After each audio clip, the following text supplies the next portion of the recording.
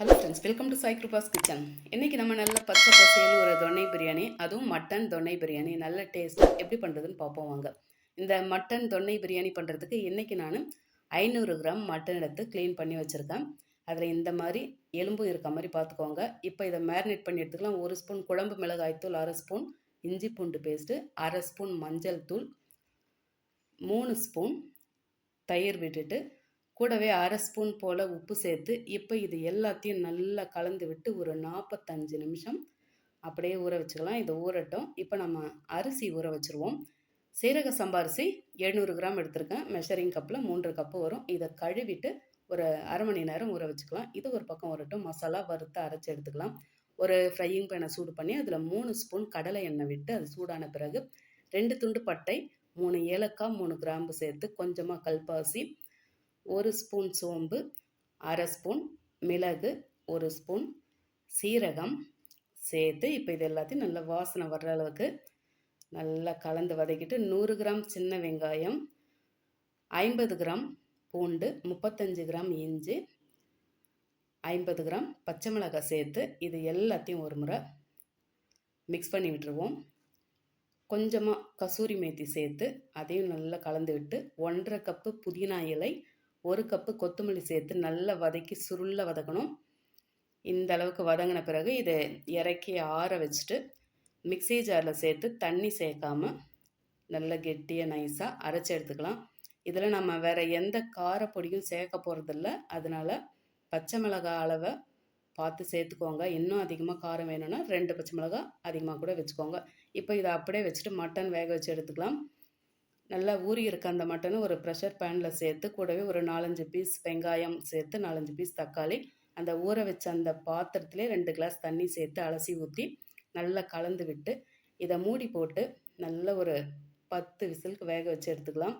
நாம் எடுக்கிற மட்டனை பொறுத்து சீக்கிரமாகவோ இல்லாட்டி கொஞ்சம் லேட்டாகவோ வெந்து வரும். அதனால் இந்த மட்டன் எடுக்கும்போது கொஞ்சம் நல்ல எலசான ஆடாக இருக்க மாதிரி பார்த்து எடுத்துக்கோங்க. இப்போ பாருங்கள் நல்லாவே வெந்து வந்திருக்கு. இப்போ இதை ஒரு முறை நல்லா கலந்து வச்சுட்டு தனியாக வச்சுருவோம். ஒரு குக்கரை சூடு பண்ணிவிட்டு அதில் 140 ml கடலை எண்ணெய் சேர்த்து 3 ஏலக்காய், 3 கிராம்பு, ஒரு அன்னாசி பூ, 2 துண்டு பட்டை, கொஞ்சமாக கல்பாசி, 2 பிரியாணி இலையை சேர்த்து நல்லா பொரிய விட்டுருவோம். 350 கிராம் வெங்காயம் நீல வாக்கில் மெலிசாக கட் பண்ணிவிட்டு கூடவே 3 பச்சை மிளகாய் கட் பண்ணாமல் சேர்த்து வதக்கி விட்டு கொஞ்சம் கலர் சேஞ்ச் ஆன பிறகு நம்ம அரைச்சி வச்சுருக்க க்ரீன் பேஸ்ட்டையும் சேர்த்து நல்லா மிக்ஸ் பண்ணிவிட்டு இப்போ இது பச்சை வாசனை போட்டோம்.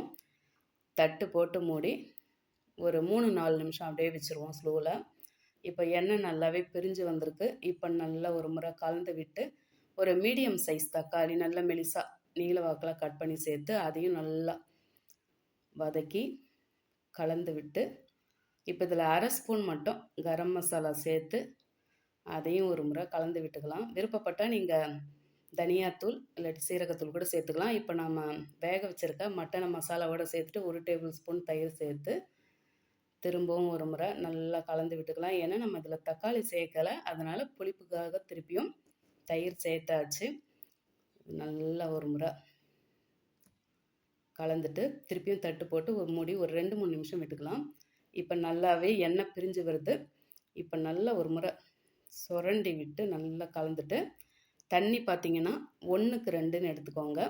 சேர்த்தாச்சு. உப்பு பார்த்து சேர்த்து நல்லா ஒரு முறை மிக்ஸ் பண்ணிவிட்டு உப்பு கரெக்டாக எப்பயே பார்த்துக்கோங்க. அரிசி சேர்த்த பிறகு நம்ம உப்பு பார்த்து சேர்க்க முடியாது. தட்டு போட்டு மூடி ஒரு கொதி வர விட்டுக்கலாம். நல்லா கொதித்து வருது. இப்போ இதில் அரை முடி எலுமிச்சப்பழம் மட்டும் பிழிஞ்சு விட்டு இப்போ ஒரு முறை நல்லா கலந்து விட்டுக்கலாம். புளிப்பு பத்தலைனா நீங்கள் ஒரு முழு எலுமிச்சப்பழம் கூட பிழிஞ்சு விட்டுக்கலாம். கலந்து விட்டாச்சு. இப்போ நம்ம ஊற வச்சுருக்க அரிசியை நல்லா தண்ணியை வடிச்சிட்டு சேர்த்து நல்லா ஒரு முறை மிக்ஸ் பண்ணி விட்டுருவோம். இப்போ இதை மூடி போட்டு நல்லா ஒரு 3/4 பதம் வெந்து வரட்டும். அதுக்கப்புறம் மிக்ஸ் பண்ணிக்கலாம். இந்த பாருங்கள் தண்ணி லைட்டாக தான் மேலே நிற்குது. ஒரு மெலிசான கரண்டி காம்பை வச்சு நல்லா கலந்து விட்டு மேலே திரும்பவும் கொஞ்சமாக புதினா இலை சேர்த்து இப்போ இதை மூடி போட்டு ஸ்லோவில் வச்சுக்கலாம். அவ்வளோதான், நம்மளோட மட்டன் தொன்னை பிரியாணி சூப்பராக ரெடி ஆயிடுச்சு. மேலே 2 ஸ்பூன் மட்டும் நெய் விட்டு நல்லா கலந்து விட்டுருவோம். இந்த சீரக சம்பா அரிசி மட்டும் நல்லா சீக்கிரமாகவே வெந்து வந்துடும். இப்போ பார்க்குறதுக்குலாம் ரொம்ப குழஞ்சி போன மாதிரி இருக்குது. ஆறின பிறகு நல்ல பொல பொல பொலன்னு இருக்கும். நல்ல வாசனையாக நல்ல கலர்ஃபுல்லாக ரொம்பவே சூப்பராக இருக்குது. சிக்கன் ஒரு டேஸ்ட்டுனாக்கா மட்டன் ஒரு டேஸ்ட்டு. அதே மாதிரி பாஸ்மதி அரிசியில் பண்ணுற பிரியாணி ஒரு டேஸ்ட்டுனாக்கா சீரக சம்பா அரிசியில் பண்ணுற பிரியாணி ஒரு டேஸ்ட்டு. இந்த அரிசியில் பண்ணுற பிரியாணி சாப்பிட சாப்பிட சளைக்கவே சளைக்காது. எப்போது நமக்கு என்னதான் பிரியாணி பிடிச்சாலும் ஒரே டைப்பில் சாப்பிட்டோன்னா நமக்கும் போர் அடிக்கும்.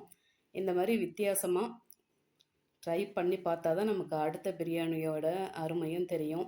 நீங்களும் இந்த மட்டன் தொன்னை பிரியாணியை செய்து சாப்பிட்டு எப்படி இருந்ததுன்னு மறக்காமல் கமெண்ட்டில் சொல்லுங்கள். ரெசிபி பிடிச்சிருந்தா லைக் பண்ணி அப்படியே நம்ம சேனலை சப்ஸ்கிரைப் பண்ணி பக்கத்தில் பெல் ஐக்கான் அழுத்தி அதில் ஆலையும் டிக் பண்ணிக்கோங்க. தேங்க்ஸ் ஃபார் வாட்சிங்.